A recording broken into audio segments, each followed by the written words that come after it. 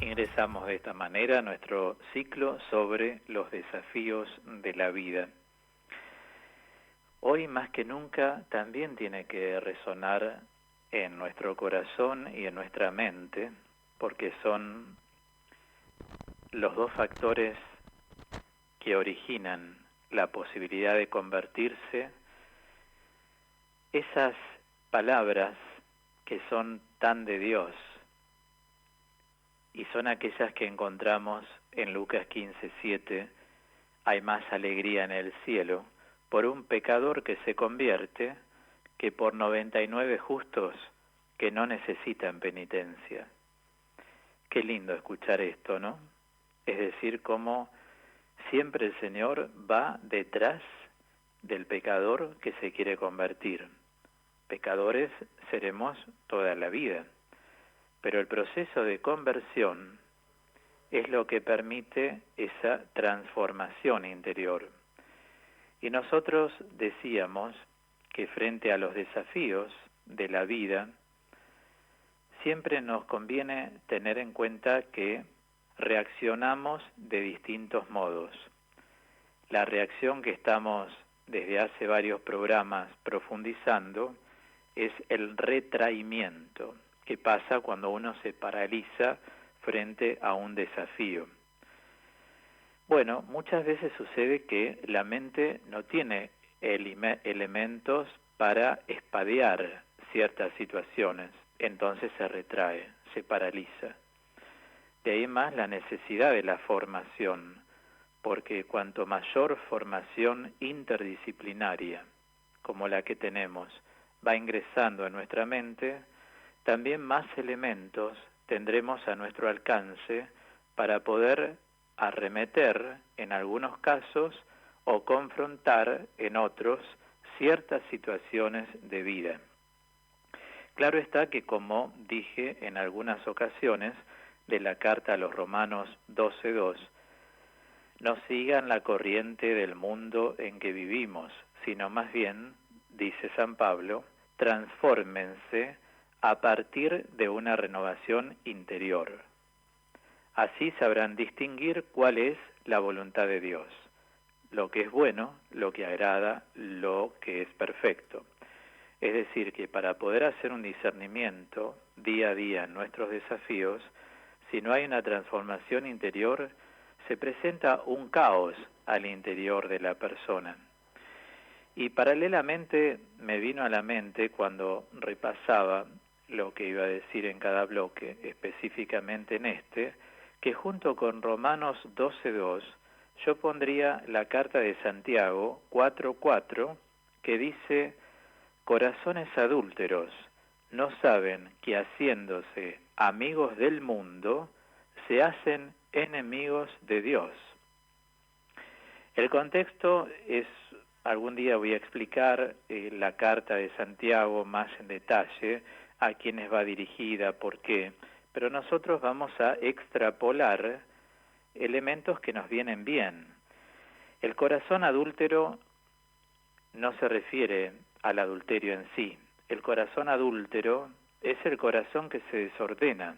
Son palabras que pertenecen a una época y han tenido una cierta traducción, y es correcto, pero hoy que la ciencia bíblica avanza, todo corazón adúltero es corazón que decide no seguir por el camino de Dios, sino por el otro camino, el que sigue el mundo. Para el mundo es muy importante tener, es muy importante para las personas que siguen la mundanidad. No digo para las personas como personas, sino las personas que abrazan la mundanidad como opción de vida. La mala vida, la noche, los boliches, el humo, todo lo que conlleva la noche. La noche nunca es para la vida. Por eso el mismo San Pablo, en la carta a los Romanos, también lo dice, que nos tenemos que revestir con la armadura de la luz, que nosotros no somos ni de la noche ni de las tinieblas. Cuando repasaba ayer estas cosas para el programa, recordaba algunas personas que he atendido que me han dicho, ¿de qué me sirvió la vida de boliche? ¿De qué me sirvió la vida nocturna? Y algunos me han dicho, yo he ido a algún boliche que otro para acompañar amigos o para distraerme, pero me di cuenta que no me distraje para nada. Y gente que ha entrado y se fue a los 10 minutos. Todo es oscuridad, todo es ruido, todo es hablar a los gritos, todo es bebida alcohólica. No es para los cristianos, para nuestros jóvenes, ¿no? Porque una persona más grande ya directamente no hace esa opción. No es. La noche no es recomendada, excepto para rezar, para las cosas de Dios, pero estamos hablando del término noche en cuanto mundanidad. El mundo en sí es bellísimo.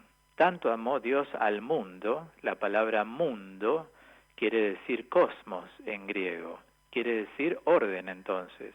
Tanto amó Dios al mundo que le entregó a su Hijo. Este es el sentido positivo de la palabra mundo, pero también está el negativo.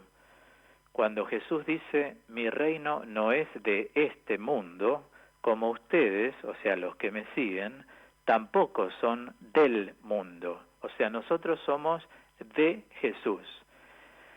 Es algo así, me ha pasado también en italiano. El profesor habló del zodíaco y en un momento me pregunta, Claudio, ¿qué pensás?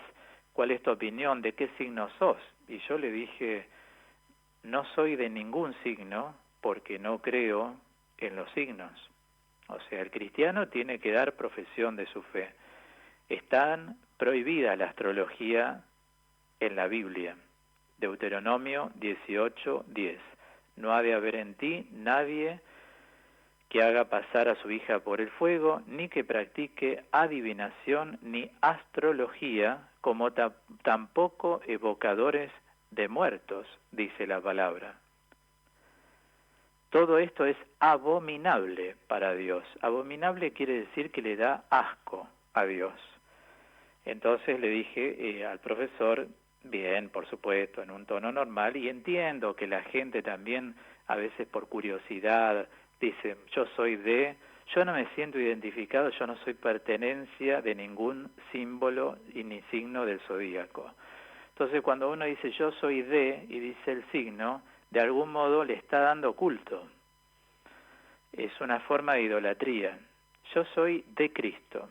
Eso no quiere decir que haya rasgos que son similares. No entro en esa parte porque realmente no me interesa. Pero ser de es un vocablo muy bíblico, neotestamentario, muy paulino. Yo soy de Cristo y Cristo es de Dios.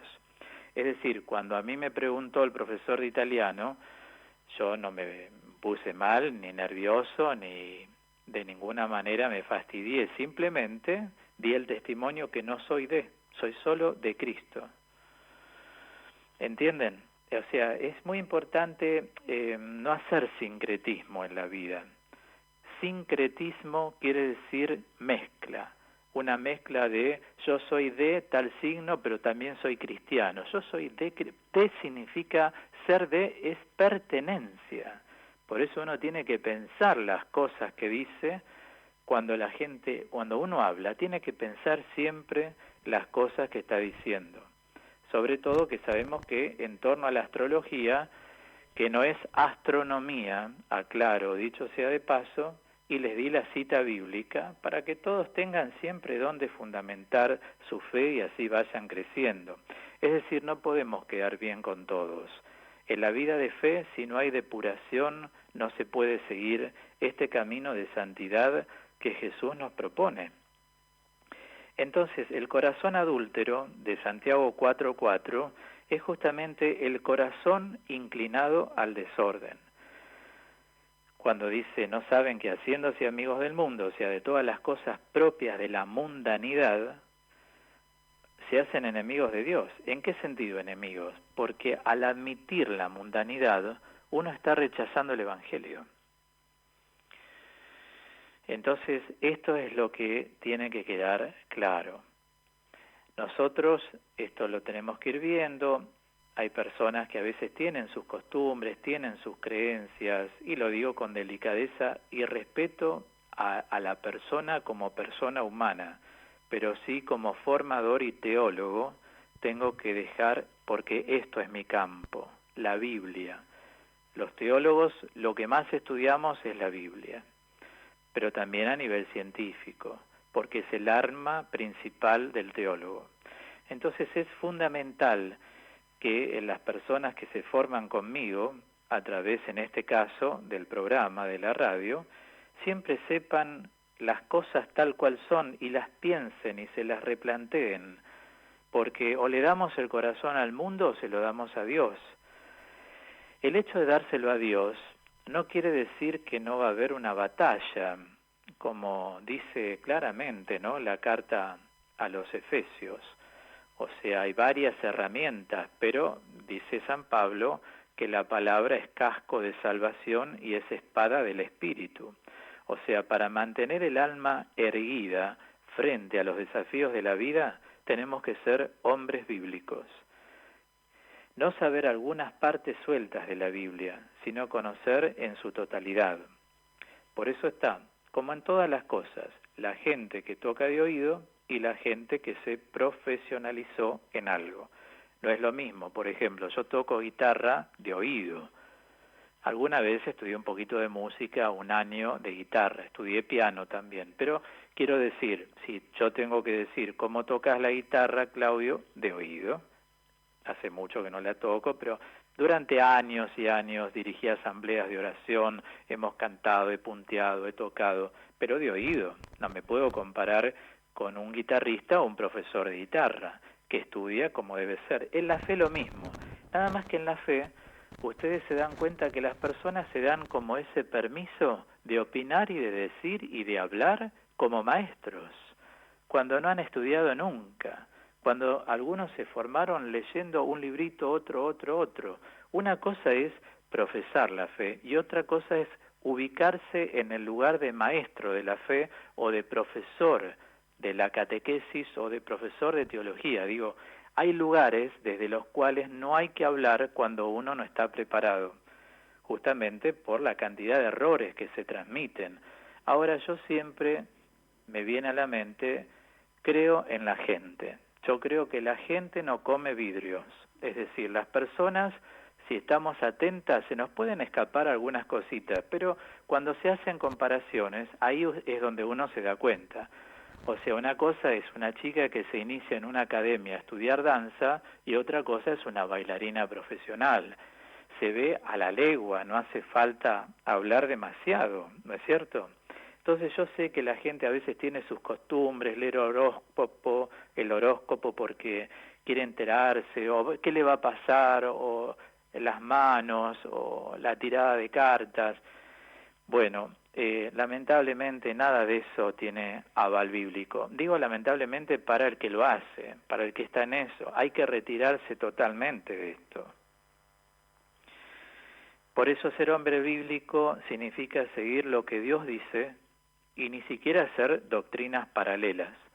O sea, por ejemplo, no podemos hablar de ciertos temas que Jesús no trató y decir que Jesús seguramente hubiera o hubiese, porque no hay datos revelados para inventar una doctrina paralela.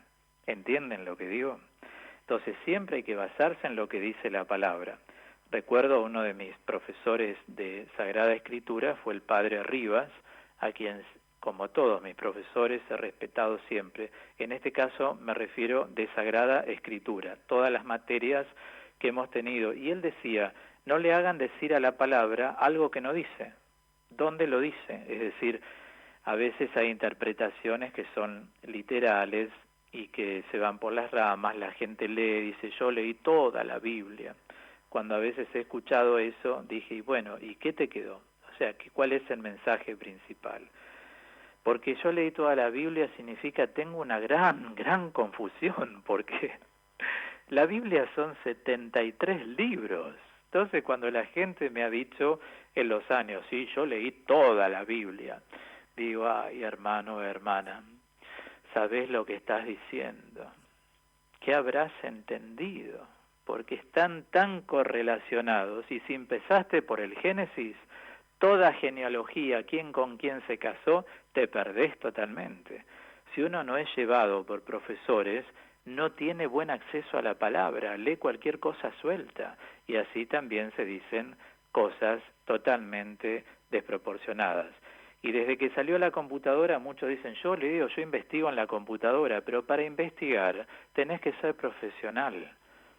Si vos no estás preparado profesionalmente, no tenés capacidad para poder investigar. Esto es fundamental lo que estoy diciendo. Es decir, una cosa es, voy a ver una introducción respecto de algo, pero otra cosa es querer hablar ex cátedra cuando uno no tuvo una formación profesional. No puede entrar en eso. Para todo se requieren niveles, pero en el tema de la Biblia todo el mundo quiere tocarla y decirle a los demás lo que tienen que hacer, y la presentan de formas que muchas veces son incorrectas debido a que no presentan la misericordia de Dios. Porque si yo tengo que hacer una síntesis en una frase, todo el Antiguo Testamento invita a la conversión. Y Cristo el Señor, hoy lo vimos en el Evangelio, lo escuchamos en las bienaventuranzas, nos da todas las pautas para convertirnos. Entonces digo, la renuncia a la mundanidad es muy importante, porque si no estamos con un pie acá y el otro afuera. Entonces, a veces hay que hacer una transformación de tipo sustancial. Y en otras personas, en otros casos, hay que hacer una transformación accidental. Voy a dar un ejemplo de aquello que llamamos sustancial, que sería en nuestra vida de conversión, frente a los desafíos, poder hacer una transformación sustancial. Lo sustancial es un cambio de vida. Lo recomendable es hacer un proceso, porque quedan hábitos que en teología se llaman inveterados.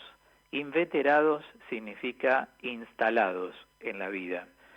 Cuando uno tuvo una vida alejada de Dios y con desórdenes, entre comillas, cada uno lo sabrá, importantes, mucha gente se siente indigna de Dios.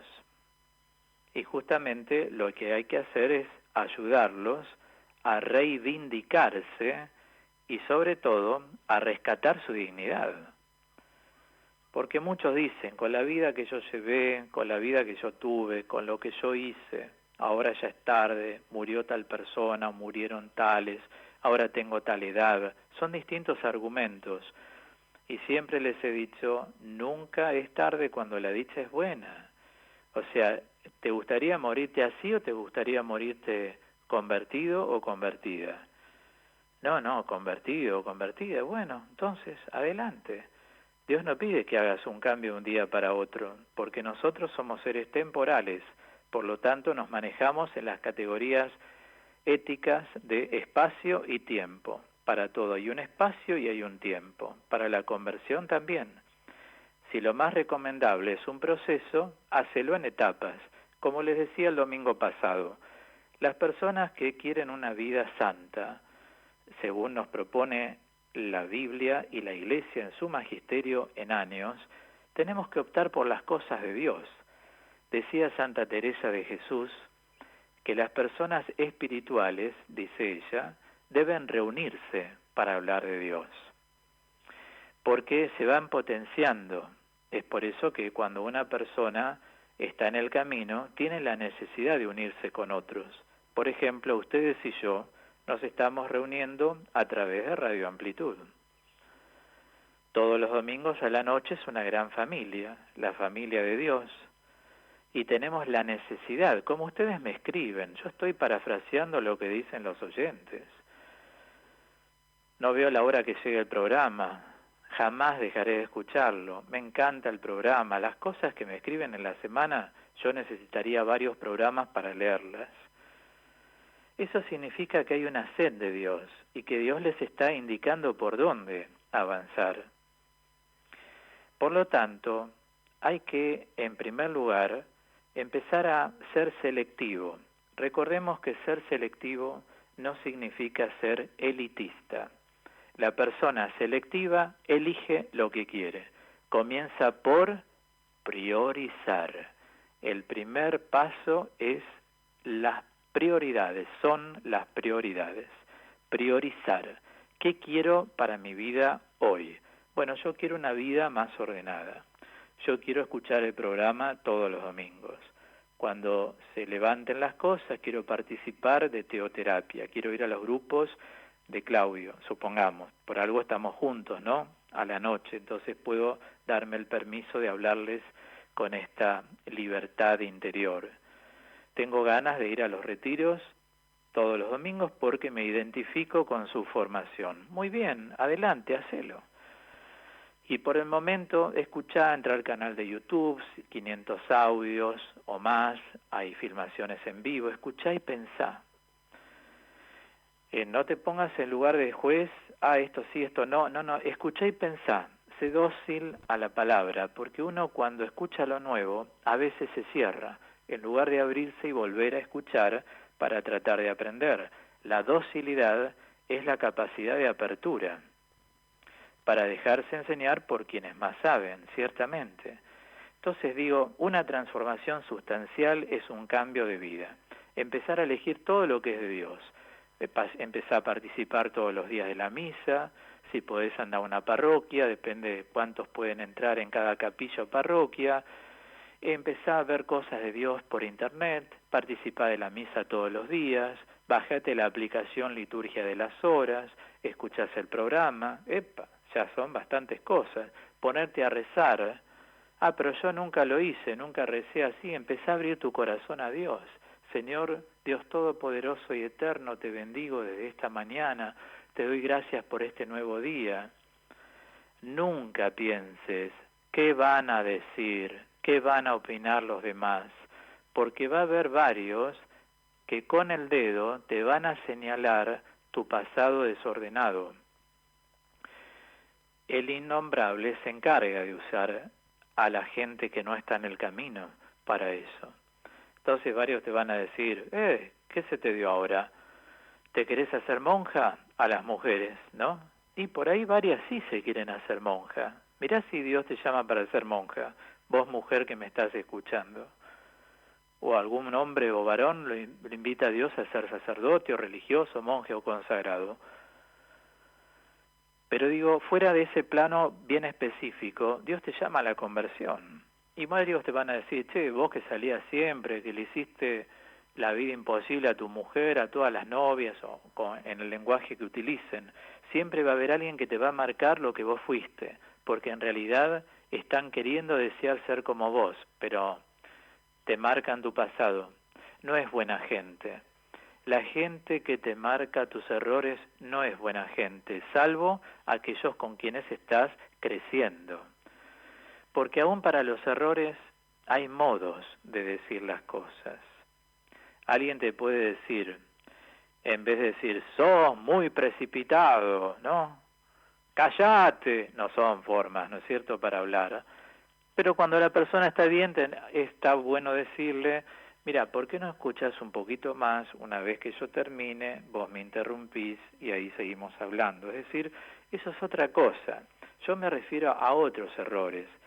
Vos que tomabas tanto, vos que hacías esto, y ahora vos hablás de Jesús, vos que llevaste una vida así, que salías con medio mundo.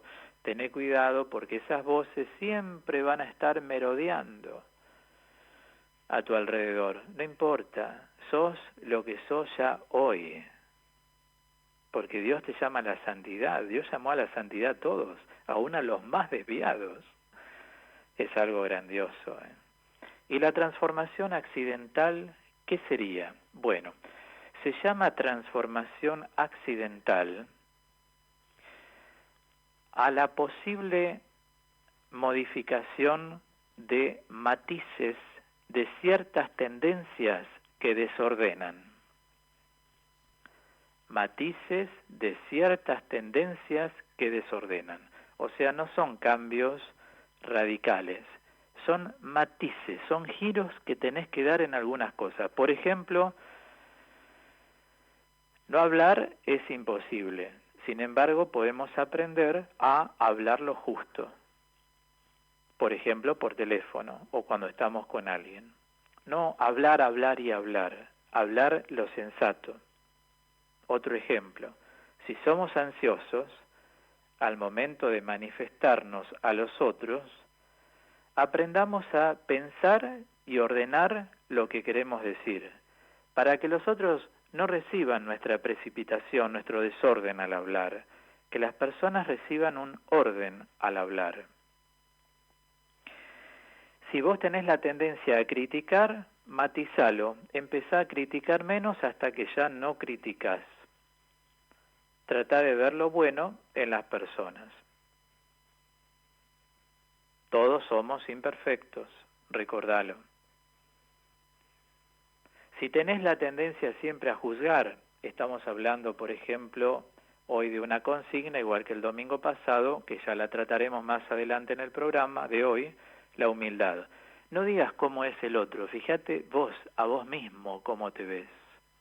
Porque es fácil decir, aquella señora, este hombre, este joven, aquella joven, no es humilde. Habla de vos. ¿Por qué no te mirás a tu propio espejo? Casi siempre cuando se habla de humildad, ustedes coincidirán, la gente siempre habla respecto de otros, no hablan respecto de sí. Hay un ejercicio que yo he dado hace unos años en teoterapia que se llama los espejos de la vida. Entonces, ¿con qué te reflejás en la vida? Y hay personas, por ejemplo, que se reflejaban con la capacidad crítica, eran muy críticos. Otros se reflejaron con que se callan demasiado. Otros se reflejaron con que les importaba mucho lo que piensen los demás, lo que digan los demás. Otros se reflejaban mucho en la falta de humildad, que para convertirse, con la vida que tuvieron, creen que siempre es la peor, y siempre hay peores vidas de otros, no iban a ser admitidas en las cosas de Dios. Hay gente que dice, no voy a misa en tiempos normales, ¿no? Porque no me siento digno de Dios. ¿Quién es digno? ¿Quién es digno? Empecemos por ese lugar. Por eso es clara la invitación. Este es el Cordero de Dios que quita el pecado del mundo. Felices los invitados a la cena del Señor. Señor, no soy digno de que entres en mi casa, o sea, en mi vida, pero una palabra tuya, ya está. Una palabra tuya bastará para sanarme, para ordenarme, para curarme, para ponerme en la fila de los santos. Pensar que la santidad es una vocación universal, y esto hay que valorarlo muchísimo. Por eso digo, hay transformaciones que serán sustanciales y otras transformaciones que serán accidentales. Son matices de nuestra personalidad que a lo mejor son aspectos sombríos y necesitamos de algún modo ir puliendo, purificando, catalizando dentro de nuestras vidas. Creo que es importante superar las fronteras de nuestro yo. ¿Cuáles son las fronteras? Las cosas que nos impiden avanzar. A eso llamo fronteras de nuestro yo. Siempre recordemos que la inserción en el Evangelio de Cristo, en nuestro camino de discipulado, nos ayuda notablemente a superar esas fronteras de nuestro yo, porque uno llega a la conclusión que lo más importante es la propia conciencia. Como decía San Ambrosio, la conciencia es el primer vicario de Jesucristo. O sea, quien me representa ante Cristo no son las palabras de ella, ni de él, ni lo que opinan de mí. Es lo que yo soy ante Cristo. Hay que vivir una vida interior más libre. Recuerdo cuando Anthony de Melo, este sacerdote psicólogo jesuita, había escrito Liberación Interior, un libro que tuvo mucho éxito. Constantemente inclinaba a las personas a salir de ciertos moldes o costumbres dadas por ellos mismos, otros heredadas de otras personas que se acostumbraron a vivir tan almidonadamente que si los sacabas de la estructura se ponían muy mal. Lo que hablamos alguna vez, ¿se acuerdan? Una cosa es ser estructurado y otra cosa es ser organizado. Muchas veces cuando alguien es organizado le dicen, sos muy estructurado. Te confundís, tenés que aprender. Estructurada es tu opinión, que no das posibilidad de una segunda opción. Ahí está el tema. El estructurado es inflexible mentalmente. Hoy voy a ir al supermercado. Uy, llovió, no pude ir al supermercado. Andás con mal carácter, no querés hablar por teléfono, pones mala cara. ¿Qué es eso? Y porque yo voy siempre los domingos al supermercado. Y vas otro día. ¿Cuál es el problema? ¿No podés ir? Sí, puedo, pero estoy acostumbrado a ir los domingos. Ahí está. La inflexibilidad. En cambio, la persona organizada tiene una plasticidad mental que siempre está a su servicio. No está uno al servicio de la estructura, sino que el orden está al servicio de uno y uno ama ese orden. Bueno, ya seguiremos trabajando un poco más las fronteras del yo el próximo domingo en este bloque de los desafíos de la vida. Cerramos este bloque profundo, siempre los invito a volver a escuchar el programa para volver a interiorizarse en todo lo que vemos, entrando a mi canal de YouTube, Claudio Rizzo, Z, Claudio Rizzo Teólogo, ¿sí? A partir de mañana estará subido, como les dije antes.